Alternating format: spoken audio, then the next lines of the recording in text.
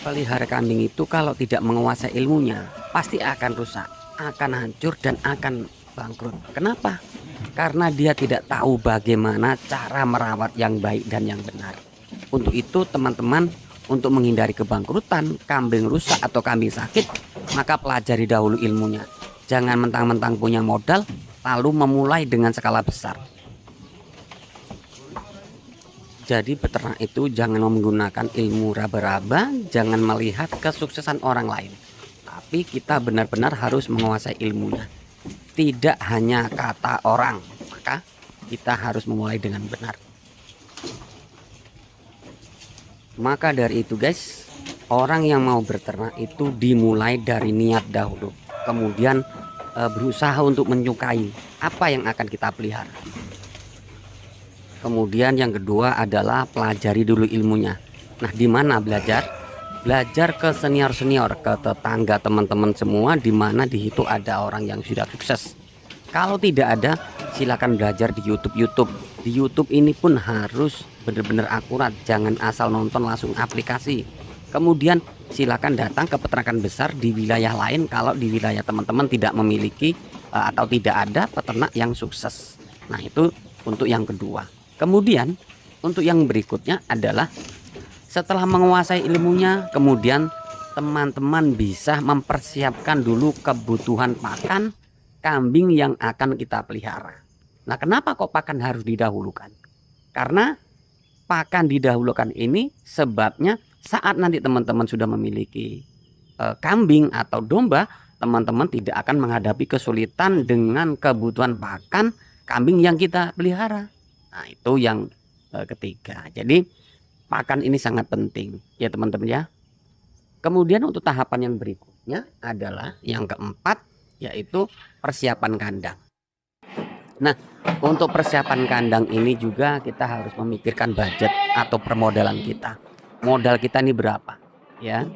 Seberapa modal kita bisa ukur kebutuhan kambing nanti berapa. Kemudian apa yang akan kita ternak. Kalau breeding maka kandangnya harus disesuaikan dengan kebutuhan breeding. Kemudian kalau kita mau penggemukan maka sekatan-sekatan harus dipersiapkan untuk penggemukan, karena ini sangat berbeda. Sekatan untuk breeding minimal itu 70 kali 130. Kemudian kalau untuk penggemukan itu 50 kali 130. Nah, begitu. Makanya kandang ini harus jelas, harus diyakini dulu kita mau ternak dengan sistem apa. Nah, gitu. Mau jenis breeding ataupun fattening. Nah, setelah pembuatan kandang, maka yang harus kita perhatikan selanjutnya yang kelima adalah pemilihan bibit atau pembelian bibit. Pembelian bibit ini kita harus paham sekali ciri-cirinya. Kalau untuk breeding seperti apa jenisnya, kalau untuk penggemukan speknya seperti apa. Nah, ini yang harus dipahami dahulu. Nah, untuk teman-teman pemula, sebaiknya kalau untuk breeding maka pilih indukan yang ambingnya atau kantung susunya besar ya. Tujuannya saat nanti induk ini melahirkan anak, kebutuhan susu bisa tercukupi. Nah, itu yang pertama. Kemudian ada ciri-ciri lain yaitu kakinya lurus ya, kakinya lurus, matanya jernih, kemudian ekornya naik ke atas. Itu ciri-ciri dasar saja teman-teman ya. Tapi yang paling penting adalah susu. Itu kalau untuk teman-teman untuk breeding. Tapi kalau teman-teman untuk penggemukan beda lagi, yaitu teman-teman bisa memilih bibitan yang tulang-tulangnya besar, kakinya bulat, kemudian kepalanya besar, lehernya tidak terlalu panjang, tebal, kemudian postur tinggi, besar, ekor naik ke atas. Nah, itu ciri-ciri dasarnya teman-teman. Jadi tidak asal-asalan beli kambing atau belanja kambing. Saat nanti kita asal-asalan belanja kambing, maka kita akan mengalami kendala, yaitu bibitan yang beranaknya kalau breeding tidak maksimal, kalau untuk penggemukan nanti pertumbuhannya tidak maksimal, sehingga menghabiskan pakan yang banyak, modal yang banyak, tapi hasilnya saat dijual murah karena kurang bagus pertumbuhannya. Nah, itu yang harus teman-teman ketahui. ya. Lalu pemilihan bibit ini sebaiknya untuk pemula seperti apa sih? Apakah langsung beli indukan atau yang doro atau yang dere yang lebih murah? Nah, untuk teman-teman pemula, kalau uangnya cukup atau dananya cukup, sebaiknya beli bibitan atau indukan yang sudah bawa anak. Kenapa harus beli indukan yang bawa anak? Karena teman-teman sudah bisa melihat bukti bagus atau tidak indukan tersebut. Contohnya, kalau teman-teman beli indukan yang bawa anak, teman-teman bisa melihat tuh anaknya pertumbuhannya bagus tidak, besar atau kecil, sehat atau tidak, keriting atau tidak. Nah, itu biasanya dihasilkan dari induk yang kita beli. Itu yang pertama. Kalau teman-teman tidak mampu atau dananya kurang cukup, maka belikan indukan saja, yang bunting ataupun yang tidak bunting. Tujuannya agar teman-teman lebih cepat untuk berhasilnya atau menikmati hasilnya. Tapi yang paling cepat adalah indukan yang bawa anak. Kalau memang sudah tidak memungkinkan untuk pendanaan, teman-teman silahkan belanja yang dere. Tapi ini alternatif terakhir yang dere ini ya. Karena dere itu butuh waktu 8 bulan sampai 1 tahun untuk kita bisa mendapatkan anakan atau cempe dari bibit yang kita beli. Nah, itu teman-teman. Jadi perbandingannya ada, semua tergantung permodalan kita. Itu saat kita pemilihan bibit teman-teman ya. Kemudian kalau untuk perawatan itu semua sama. Baik itu yang darah atau indukan bawa anak sama perawatannya. Baik pakan ataupun yang lainnya.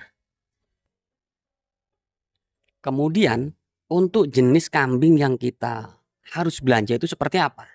Nah, bibit yang bagus adalah yang harus kita pelihara itu yaitu di mana di wilayah teman-teman sering digunakan orang, sering dipakai untuk hajatan ataupun untuk kurban. Nah, jenis itulah yang kita pelihara. Kalau di tempat teman-teman itu yang laris Jawa Randu, Rambon, ataupun jenis domba, nah silakan pelihara 3 tersebut. Tapi kalau di teman-teman pemasarannya itu mudahnya kok kambing bur, ya kita pelihara kambing bur. Jadi intinya yang kita pelihara itu yang paling laris pasarannya di wilayah teman-teman semua. Jangan pernah pelihara kambing yang laris di tempat orang tapi tidak laku di tempat kita. Ini nanti akan terkendala dalam pemasarannya. Nah, jadi teman-teman kalau mau pelihara itu survei dulu. Di wilayah teman-teman semua ini yang paling laris itu jenisnya kambing apa? Kalau jenis kambing Jawa Randu, maka sebaiknya teman-teman harus pelihara kambing Jawa Randu. Saat nanti kita mau jual itu tidak ada kesulitan, cukup kita manggil bakul, telepon bakul atau bawa ke pasar, tidak ada kendala. Nah, ini yang harus teman-teman pahami. Jangan ikut-ikutan orang pelihara kambing yang bagus-bagus, jenis apa, jenis A, jenis B. Nah, teman-teman semua ngikut-ikutan. Sehingganya saat teman-teman panen atau menjual terkendala pemasaran. Karena jenis kambing yang teman-teman pelihara itu pasarannya kurang diminati konsumen. Nah, gitu teman-teman. Nah, untuk yang berikutnya adalah perawatan. Nah, perawatan ini sangat penting teman-teman. Ini berkaitan dengan ilmu yang di awal tadi sudah kita bahas. Nah, ilmu ini apa yang kita dapat dari senior atau dari peternak yang sudah sukses harus kita aplikasikan sesuai yang kita pelajari. Kemudian kalau kita mempunyai kemampuan inovasi. Jadi perawatan ini menentukan keberhasilan peternakan teman-teman. Nah, perawatannya apa sih? Yang pertama adalah saat kambing kita bawa dari pasar atau dari jauh, sebaiknya dimandiin dahulu, dicuci dulu, kemudian diberi obat cacing, lalu diberi B kompleks, ya vitamin. Kemudian yang tidak kalah penting adalah pemberian obat mata. Pemberian obat mata ini diberikan tujuannya agar benar-benar kambing ini kondisi baik dalam kandang kita yang saat ini kita masih memulai. Nah, begitu, itu yang harus dilakukan. Kemudian untuk kambing yang baru jangan lupa yaitu selalu dikarantina dahulu, jangan dicampur dengan kambing yang sudah ada di kandang kita. Kalau memang di kandang kita sudah ada, tapi kalau belum ada, benar-benar masih kosong, bisa langsung dimasukkan ke kandang.